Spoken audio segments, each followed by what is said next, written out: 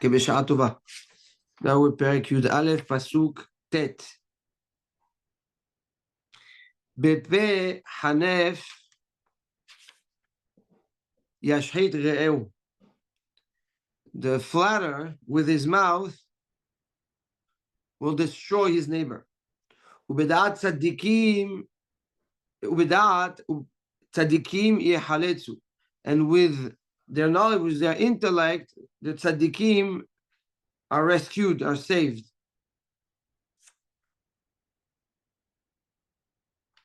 Says the Gaon, the definition of mashhit, to destroy.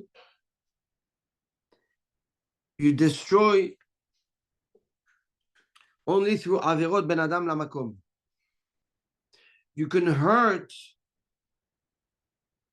ben adam lachavero, but the destruction is ben adam lamakom.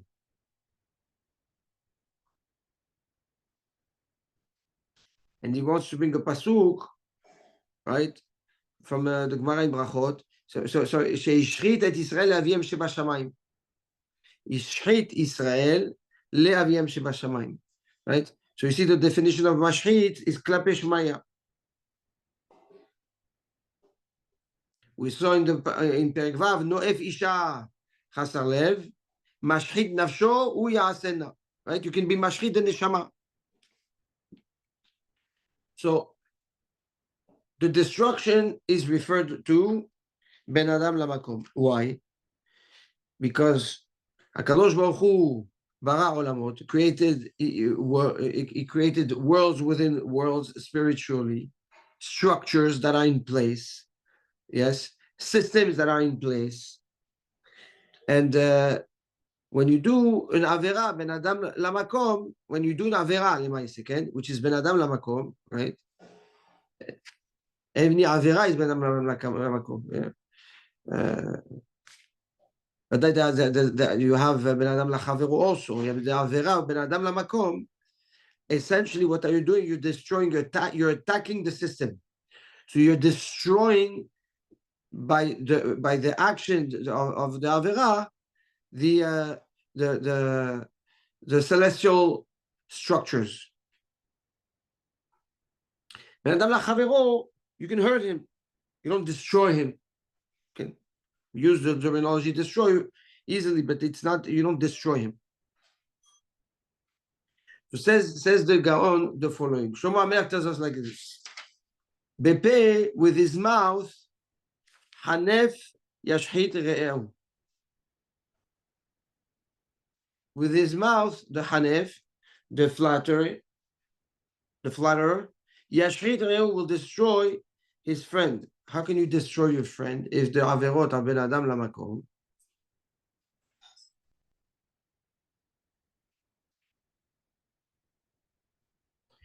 It says like this. First, the flatterer starts by dismissing the importance of avodat Hashem, ben adam lamakom. That's how it starts.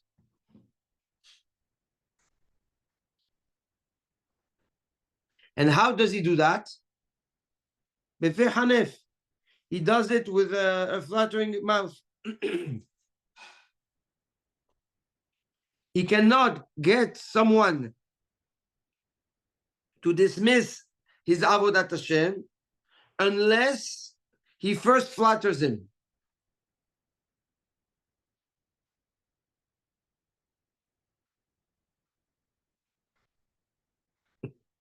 Says this is why the minim, min is the ones that are rejecting avodat Hashem, are kofrim. He says larov, they're very good people. They have good natures. They're sweet. They talk nice. They're proper.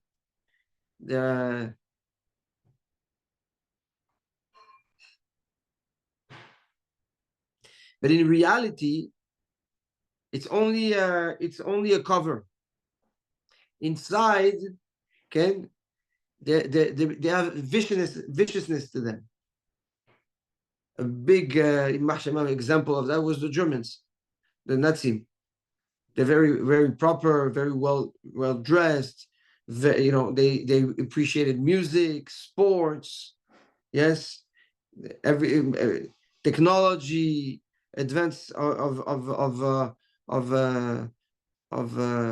health, yeah.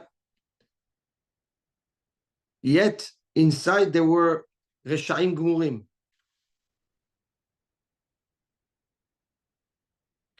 How does that all that movement rose? Through the pay, through the mouth of Imach Shemo B'Shem Zichro, that was able, yes, the same thing, to talk in a very soft, sweet way, and talk the language that people understood, yes, and swayed an entire country and created a movement that was based on hate and destruction.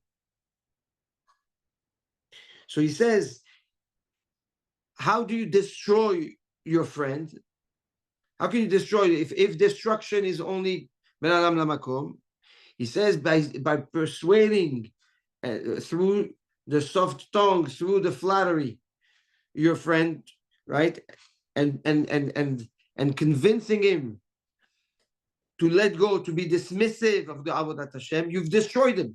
Because now he is destroyed.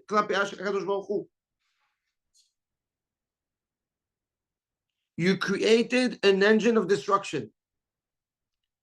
So you destroyed. And all this vepe, with his mouth. ובדעת צדיקים יחלצו. Who is saved from that threat and that influence? The tzaddikim, says the Gaon, that are always involved in Torah, in mitzvot, and they understand Derkei Hashem. They understand the nuances in the language of people. And right away, the way he speaks, how he speaks, what he speaks about, the tzaddik can detect in it that it's not something that's derech Hashem. And they can understand right away that this is flattery. And for that reason, they move away. They protect themselves from that person. And that's how they are saved. They are rescued. So what rescues the tzaddik? His da'at. His analysis, his ability to be sensitive to nuances, body language, the knowledge that he gets from the Torah Kedosha gives the tzaddik the insight to see through, yes, the flattery of a person and see his true essence and his viciousness.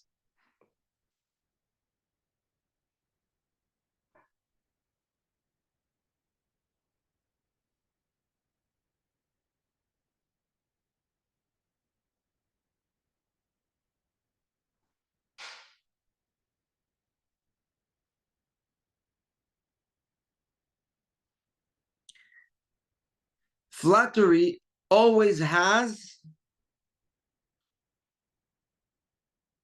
a side reason. When somebody flatters, it's because he has something else in mind.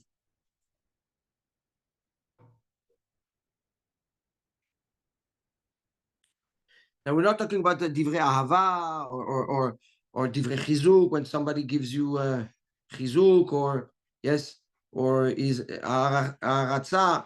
Talking about somebody that's flattery that when flattery, somebody that's basically making you feel good by exaggerating a little bit and focusing, and taking a trait and putting embroidering on it more than what it actually is. That's flattery.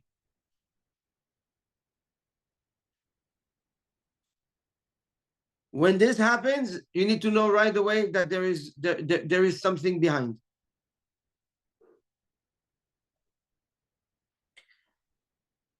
And once again, the more da'at you acquire of Torah, and the more alert and aware you are of that that behavior.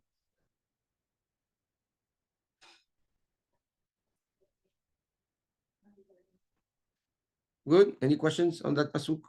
Pretty straightforward.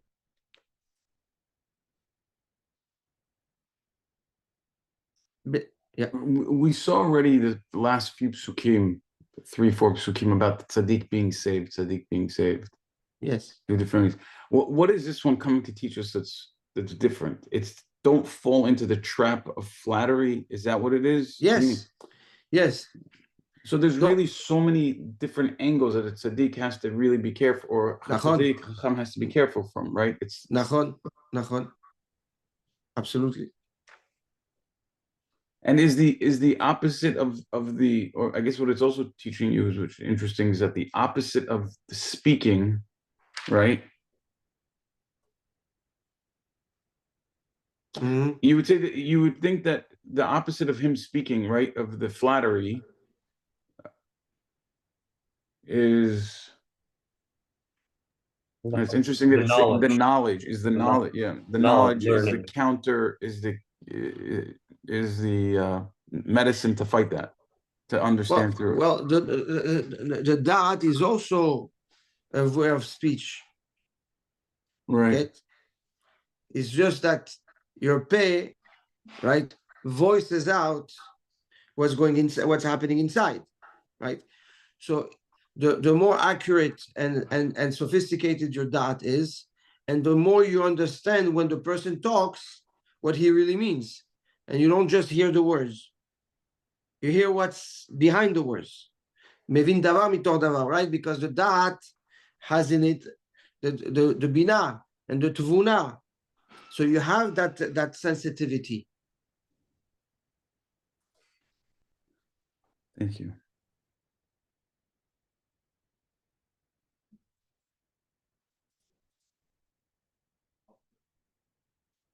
Pasuk Yud. Betuv tzadikim ta'alot kirya. When the tzadikim are prosperous, ta'alot kirya, the city will exalt. Uba'avod reshaim rina. And when the wicked perish, right? There are rina, there are voices of joy and of joy.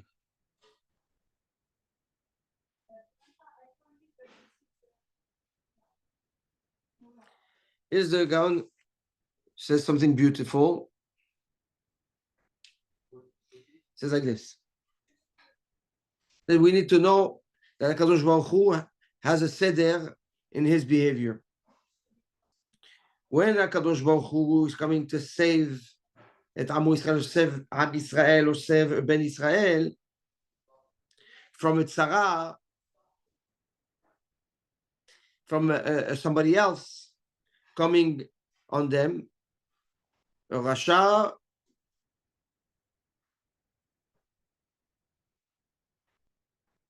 or anyone that wants to do bad. First, HaKadosh Baruch Hu will save the tzaddik and do good to the tzaddik. That's the first step, number one, right? First, we save, we protect, and then we come back and we take care of the rasha. Then HaKadosh Baruch Hu comes and unleashes on the rasha. And where do we see this? In a few places. First, the most obvious is what? The Inyanit de Yom Pesach, right? Mitzrayim. HaKadosh Baruch Hu saw what the Egyptians were doing to the Bnei Israel. What did he do first? He saved them, gave them the wealth of Egypt. And after that, he wiped out Egypt. He finished with them.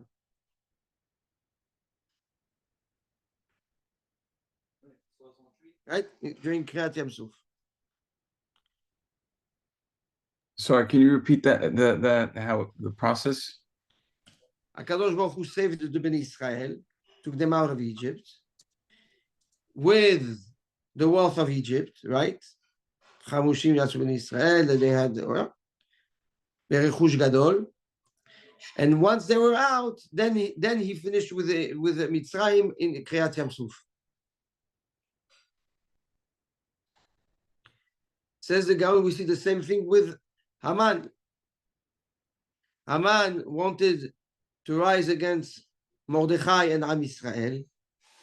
First, HaKadosh Baruch Hu brings the Yeshua. Yes.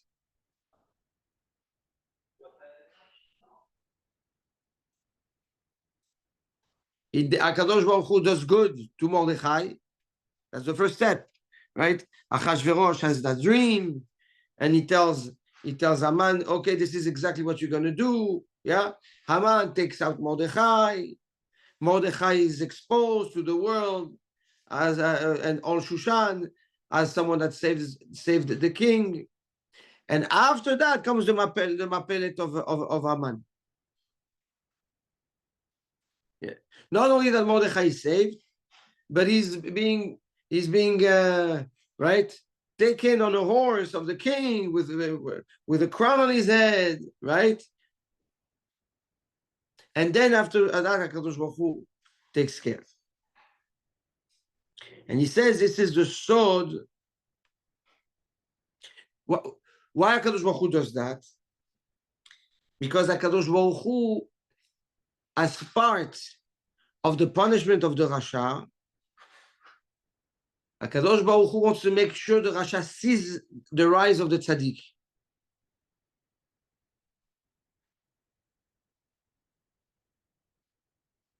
So by seeing the rise of the Tzaddik, the Rasha now understands, yes, that he messed up, and then HaKadosh Baruch Hu finishes him.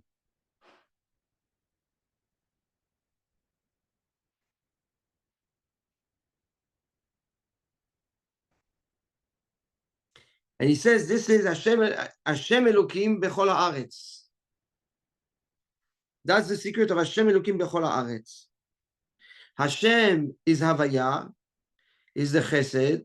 First, HaKadosh Baruch Hu, right, does Chesed with the Tzaddik to save him and rise him. And then the Elokim comes to, which is Midat Adin, to punish the Rasha.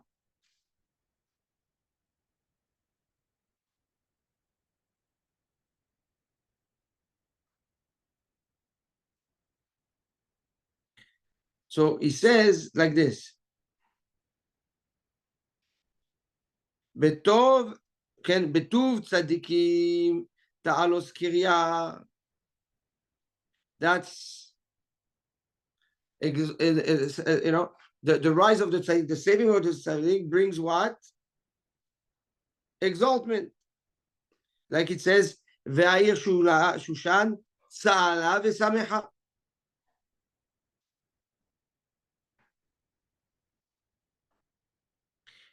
But it says the Gaon, that's not enough for the tzaddikim. The fact that the tzaddik is saved and is uplifted is good, but it's not a complete joy. Why? Because the Rasha is still around. So HaKadosh Baruch Hu needs to go and finish with the Rasha, and only then the Simcha, the Rina, yes, is expressed.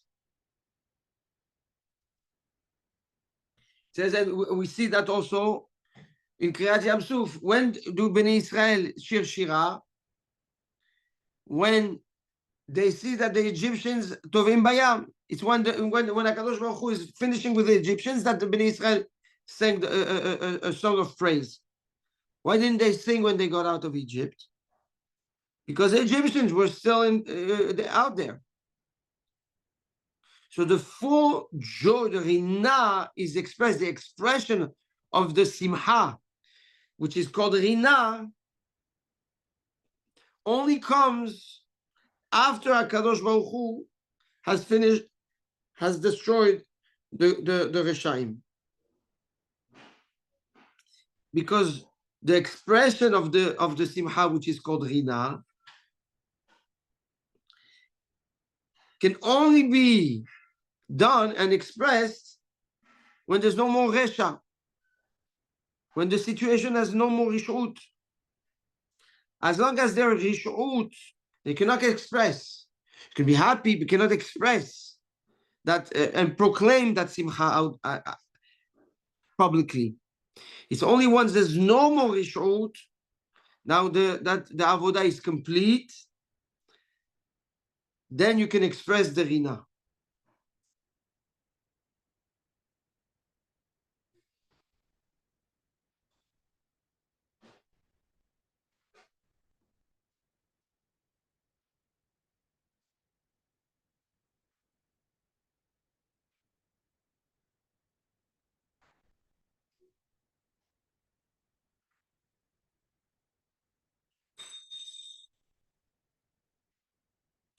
And says he brings the Zohar Kadosh, the Gaon brings the Zohar Kadosh to teach us that this is Avraham Yagel, Yitzhak Yeranen. Avraham, which is Chesed, Yagel, Zegila, right?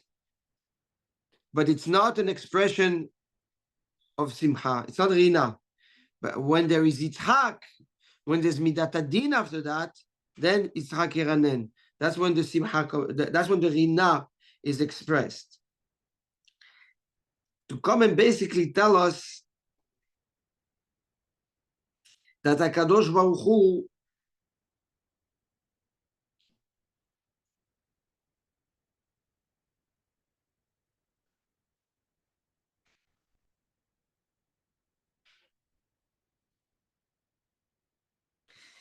that HaKadosh Baruch Hu uses his chesed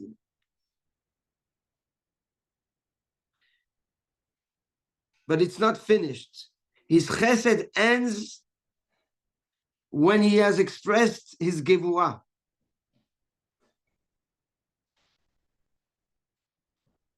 You understand? Brian, you're with us? Meaning the chesed of HaKadosh Baruch Hu has in it also midat gevurah.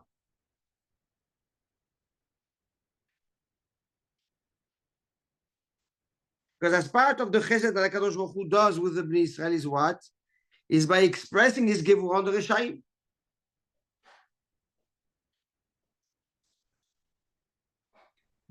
Rabbi, can you translate Yagel and Yiranim? What it was? Gila, the Rina is an expressive version of the Simcha. Gila is an emotion. Ah.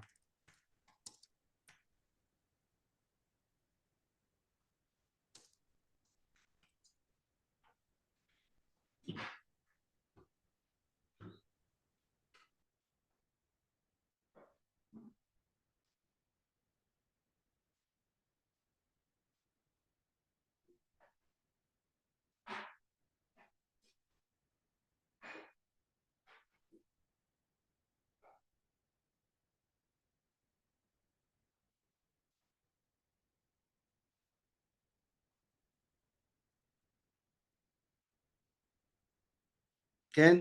בסדר?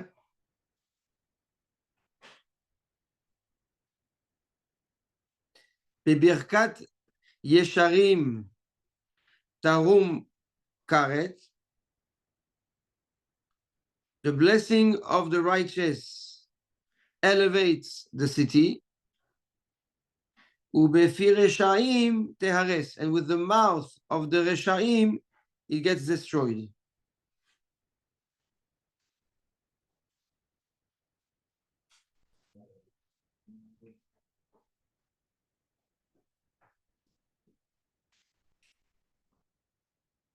Says the Gaon like this.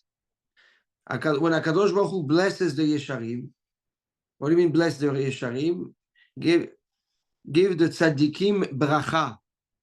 When the tzaddikim are mevurachim, when they're elevated, they have power of influence. Titromem akaret, automatically it uplifts the entire city. Why?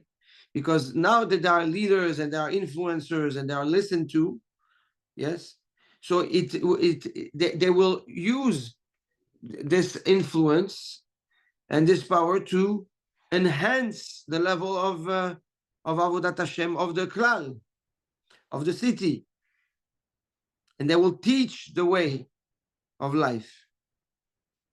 And by default, Titromem, okay, Titromem, the city will get elevated. Tarum karet. And this is such an important, that's such an important lesson. A lot of communities, of cities, of think that the tzaddik is just coming to answer your questions or when you have them, and your doubts, and can help clarify your doubts if you have some, and give you a little bit of a shmooze on Shabbat and the Chagim. It's a position, right? It's just a job. But the leadership cannot be in the hands of the tzaddik. Yeah, who's a tzaddik to give him leadership? Ma pito. And that's the main error a lot of communities make. Because they're looking for a rabbi to fill in the job. Yes.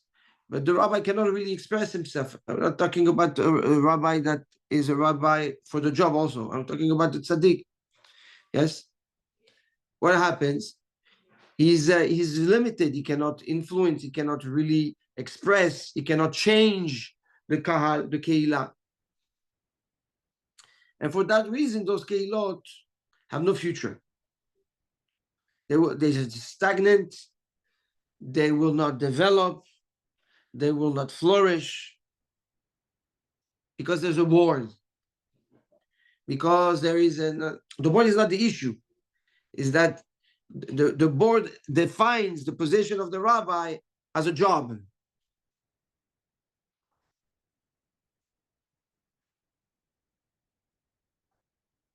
Which creates another problem. Because now it pushes some rabbis to decide that they want to be the boss. So they're so focused on being the boss that they forget their own role of a rabbi. And this creates that. But when the Kehillah understands the value and the benefit of having tzaddikim, yes, lead the way for the Kehillah, then it results to an entire elevation of the Kehillah.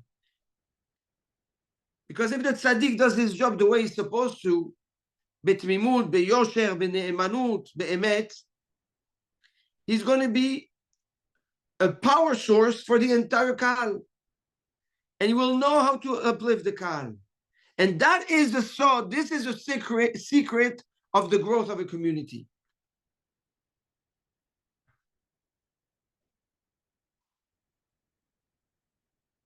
However, if you have Reshaim that are leaders and that make decisions,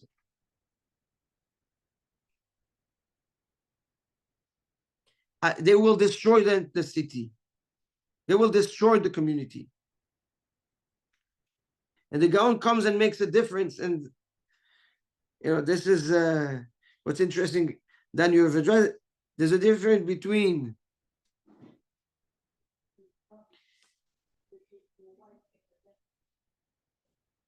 Birkat Yesharim, the bracha of the Yashar, versus the mouth, the Befi Reshaim, and the mouth of the Rasha. We know what the Gemara says in Maseret Kiddushin Daf Mem. הקדוש ברוך הוא מצרף מחשבה טובה, הקדוש ברוך הוא מצרף למעשה, right? If you have a good thought, הקדוש ברוך הוא, right, accounts that good thought as an action, as if you did the action. But he doesn't account a bad thought as an action. The Yesharim, the Tzadikim, the Baal Sechel,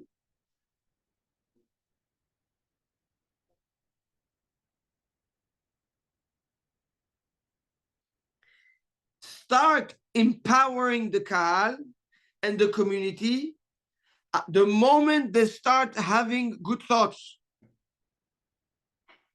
Because HaKadosh Baruch Hu metzaref machshava tova lemaaseh. HaKadosh Baruch Hu takes into account a good idea, a good thought, even if it doesn't turn into an action. So by default, having the tzaddik thinking good and having ideas for the kahal already empowers the entire kahal, because HaKadosh Baruch Hu accounts that effort as part of the effort that tzaddik did for the kahal. So it by default, it already rises the kahal up. And that's been birkat yesharim. That's with the bracha of the yesharim. What is the bracha of the yesharim? What's the bracha? When you make a bracha, it's a good wish, right? It's a wish for hope. That's a bracha. So when the tzaddik has a bracha in his mind, it's already enough, tarum karet, to impact the kahal. But when it comes to the rasha, HaKadosh Baruch Hu does not let the thoughts of the rasha impact the kahal. The only way the rasha can impact the kahal if he has chut dibur, if he has the podium and the intention of the keilah to speak. That's when the reshaim can destroy. When they have the ability to speak and now confuse, contaminate, and hurt the growth of the kahal.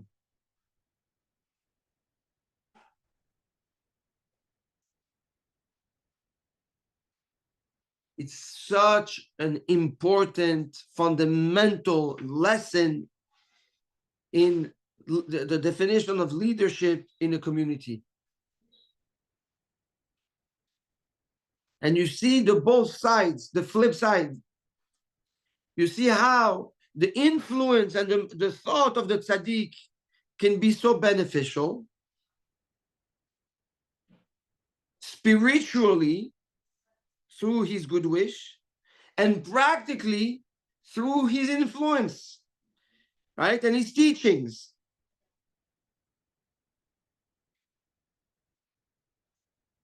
And comes Shlomo HaMelech and tells us, as long as you don't give the microphone to a rasha,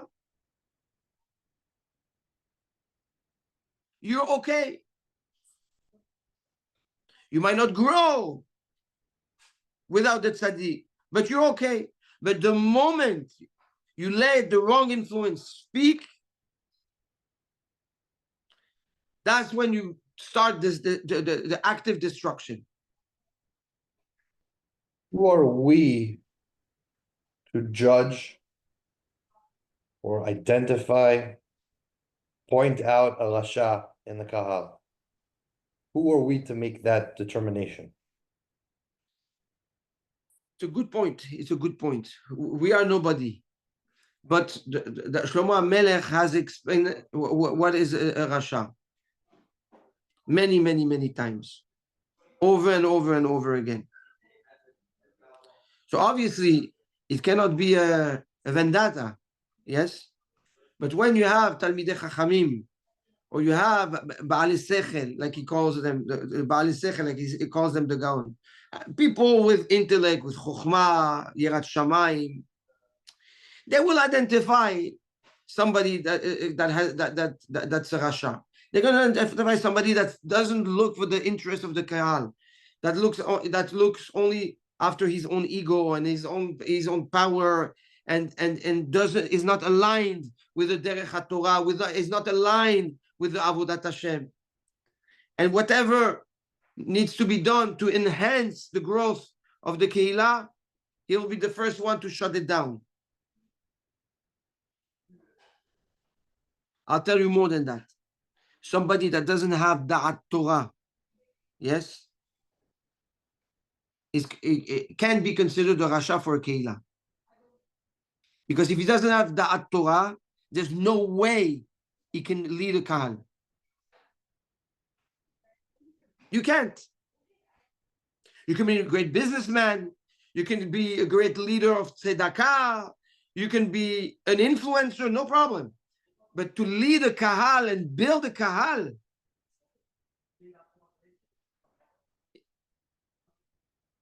you cannot be a Rasha. You cannot not be a Talmid Chacham.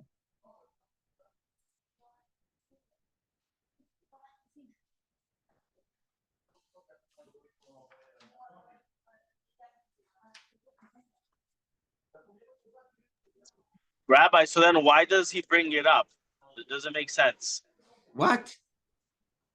It doesn't make sense. If someone that leads the Kahal is usually someone who's a Talmid Chacham.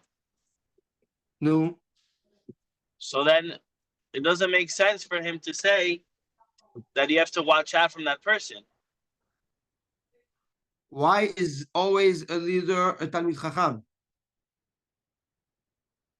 You want me to talk to you about Kehilot that the leaders are not Talmidei Chachamim? No. There are plenty. So I don't understand. I don't understand what doesn't make sense. Explain to me. Usually the board or whoever's in charge, they usually choose a Chacham. Especially when it comes to a synagogue. Are you referring to Beit Knesset or referring to any institution? Any institution that includes the Kahal, okay, and obviously I'm not talking to you about a financial institution, huh? We're not talking about that. A school, School, a the institution in shul. school, charity. Yeah, you're going to tell me you're going to tell me that every shul that has a board that appoints a rabbi, okay, with a capital R, okay, they give him the first of all, they choose a tzaddik, and number two, they give him the full authority to lead the kahal and make them grow. Please, Matan. Emet ve'yatziv. Okay. You know better than that, Matan. They come and they tell you, Rabbi, you have 3 minutes to speak. Rabbi, you cannot say that. Rabbi, you cannot do that. Rabbi. So all those rabbis that look for positions like these, so they're fit for that job. Why?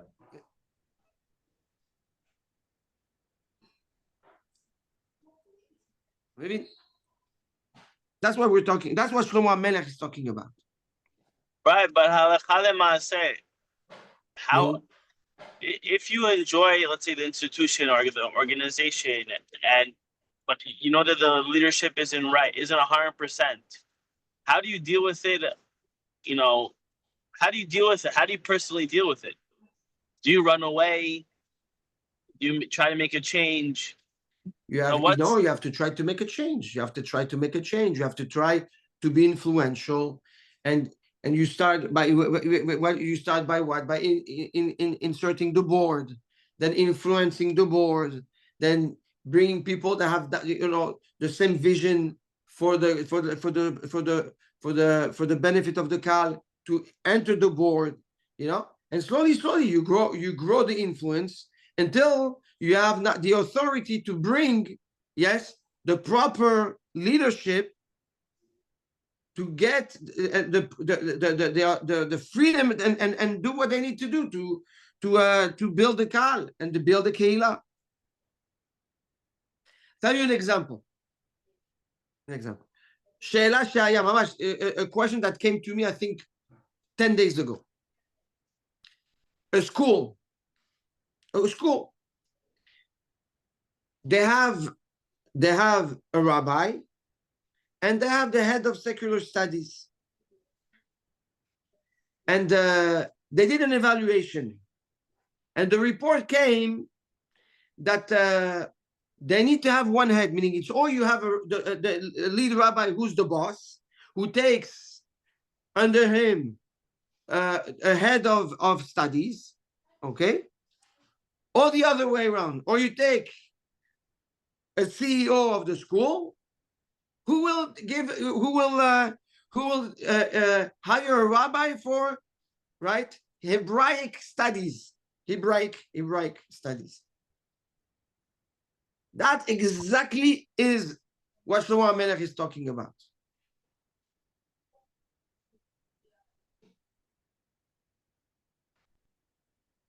Now, again, I want to open a parenthesis and say, you have institutions where some leaderships are rabbis, but they forgot the purpose of why they're the leaders. And they end up being more, of a boss and a CEO than CEOs themselves. We're not talking about that. That's also not right.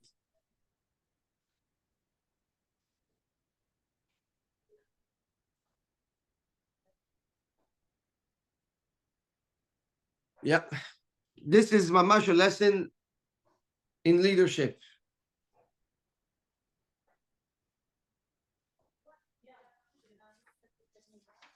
Any questions on that pasuk? Any more questions?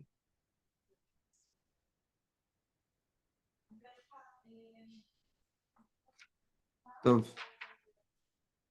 we're gonna pause here, Be'ezrat Hashem. So we finished pasuk Yud Aleph.